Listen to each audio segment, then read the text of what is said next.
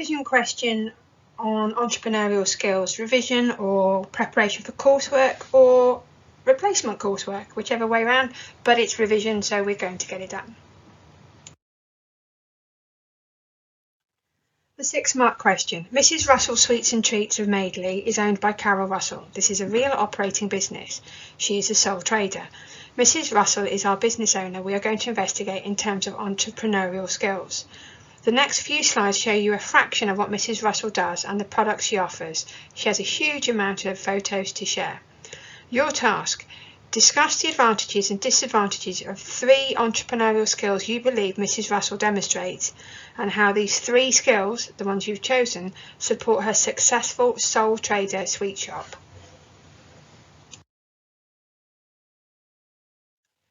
Here's Carol Russell. This is Mrs. Russell at our school and meeting our students, giving a talk about her business. And these are some of the sweets that she brought in.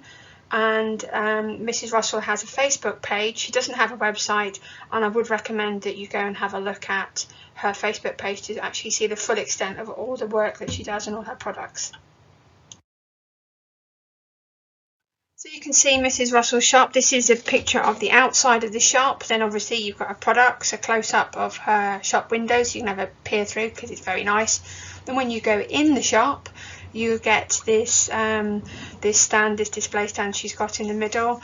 You've got a photograph of an order that she did during lockdown where there were so many of them, then it was a good job the shop was closed, is what she said on her Facebook page. So in order to house all the sweet bouquets that she did. We've got the stand in the middle, and then the photographs at the bottom will show you the actual shop. So we're looking at all the aisles of sweets that she's got. You've got a couple of the sweet bouquets, and there's the link to her Facebook page as well for you to go and have a look at more of them. The shop is quite a small shop, but doesn't mean to say it's nonetheless, because she does an awful lot of business through orders as well. To give you an idea of the size, if we put about 3 or 4 students in there, it's going to look full, but nonetheless, what's really nice about it, when you walk in the shop, you can get a strong smell of sweets and chocolate. It's lovely. Here's some samples of what Mrs. Russell gets up to with her business. First of all, we've got Mrs. Russell sponsorships. She sponsors the Telford Tigers, and she sponsored the Ducks that were around all the touristy areas a while back. When you do a bit of research on Mrs. Russell's Facebook page, then you can actually see she's very, very community focused with her activities and what she supports. This is where Mrs. Russell's shop actually goes to events. You can see the trolley that she will actually take to the events, so you can hire the sweet shop to go and support parties and weddings. As a sample, I'm sure she'll do other events as well. Here's Mrs. Russell's shop at community events, from fun runs to Christmas fairs to Macmillan mornings, so you've got some idea of the events that she'll go out and support. And here's a sample of Mrs. Russell's customer reviews, which you can see on her Facebook page, so you can have a read and as part of your research. The purpose of these 3 slides to go through is to show you what Mrs. Russell does, what her shop is, what her business is, and the activities that she goes and does, so you have an understanding of Mrs. Russell as an entrepreneur, for you to look at the skills. Right, now we've gone through a summary of what Mrs. Russell does and the activities she gets up to. Now let's look at what entrepreneurial skills are and look at a quick revision of what they mean. Not in context of Mrs. Russell, that will be for you to put that summary together.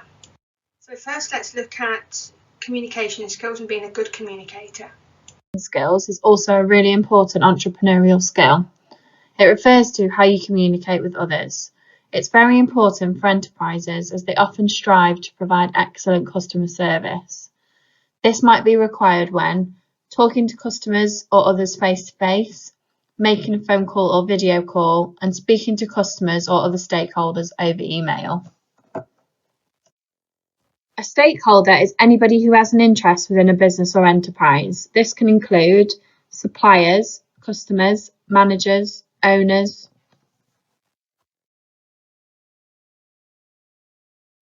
Next skill, let's look at how entrepreneurs are focused. Avoid being distracted by too many things, making sure the right things are happening at the right time, and think about what needs to be done.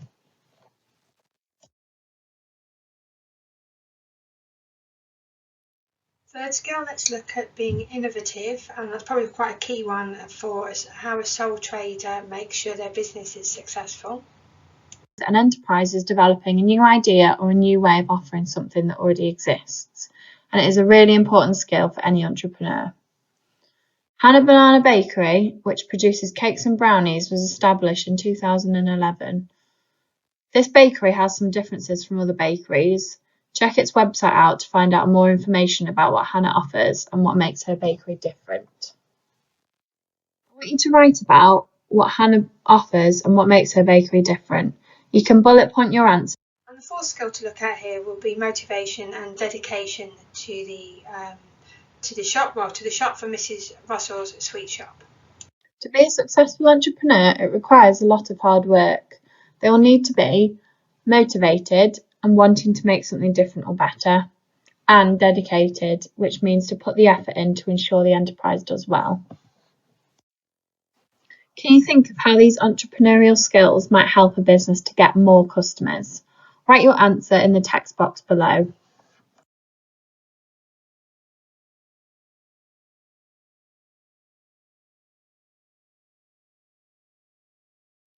Here's the final set of skills we're going to be looking at in terms of entrepreneurial skills and things that possibly Mrs. Russell will use.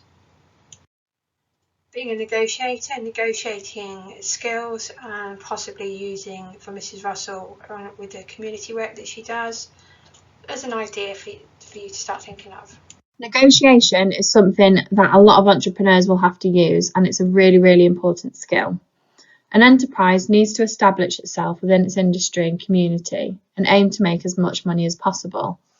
This means entrepreneurs will have to negotiate the best price for materials that need to be bought for the business and the best price from customers. If an entrepreneur cannot get the price right or the number of goods, they may not be able to offer their customers what they want. This could lead to. So, what I would like you to do is finish the sentence and think about what a consequence of this might be. Write your answer below. Problem solving skills to come next to make sure that we understand what they are for a business owner. Problem solving is something that all entrepreneurs will have to do at some point. All businesses experience problems and challenges, but entrepreneurs may not be able to predict in advance what these are likely to be. Sometimes there will be unexpected changes that could not have been planned for. For example, changes in weather may create higher or lower demand for some goods or services, such as types of clothing or holidays. Entrepreneurs need to develop the skills to look for solutions and make different plans when problems arise. Last but one is resilience or adaptability, probably quite a key one for Mrs. Russell, considering being a sole trader and potentially the current economic climate in the pandemic. Adaptable and resilient are really important entrepreneurial skills. The best entrepreneurs can change an idea quickly for something better, if necessary, to keep improving their products and services and constantly keeping their customers happy, which means that their customers will hopefully keep returning. Being resilient means not giving up when faced with problems. Failures can have advantages, and entrepreneurs often learn from them, and it later helps them to become successful. Here's my question for you. Can you think about a time when you've had to be adaptable? And the final skill to look at is risk taking, and that's quite a good one to look into for sole traders because of the different activities and new things that they try out. Risk taking is also an entrepreneurial skill. Entrepreneurs face many risks and need to work out how to balance these risks to make sure that they are successful. They may need to invest a lot of their own time and money, trust the advice they've been given by others about whether their business will succeed, find investors who can give them a financial backing. Entrepreneurs weigh up the risk of setting up their business against the possible rewards they will get if it's successful. There's a task for you to complete on the next page. we've gone through a quick summary of some of the 4 entrepreneurial skills. That's not to suggest that there aren't more. There are plenty more which you can use your own version if you want to. Your job now is to look at those particular skills and match them up with what you think Mrs. Russell does, and then look at how these skills are used to the advantage of her business, and how these skills then make her sole trader sweet shop business more successful, and whether, if we're looking at advantages and disadvantages, how some skills will be probably more use and some skills wouldn't be. Those are the things that you need to get across. And here's a reminder of the rainbow bucket method we're going to use for extended writing. In the green bucket you will find all the advantages. In the yellow bucket you will find the disadvantages. In the purple bucket you will find the high value connectives that you can select. And last but no means least, it is the conclusion, and don't think that it's a smaller bucket that means it's less points. This is where you can get your killer points with your justification. Now the exam command word here for this question is discuss, so that you clearly will need the advantages and disadvantages because it says discuss both in the question, so you'll also need the high value connectives. But this is a discuss question, and on just advantages and disadvantages of 3 skills. So you'll only have those 3 points, those 3 positive and negative comments to get across. So you definitely won't need the conclusion bucket.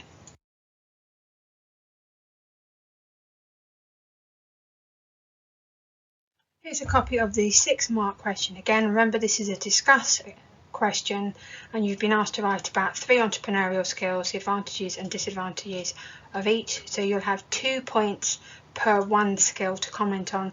There is no conclusion needed on this. This is not evaluated. This is a discuss question.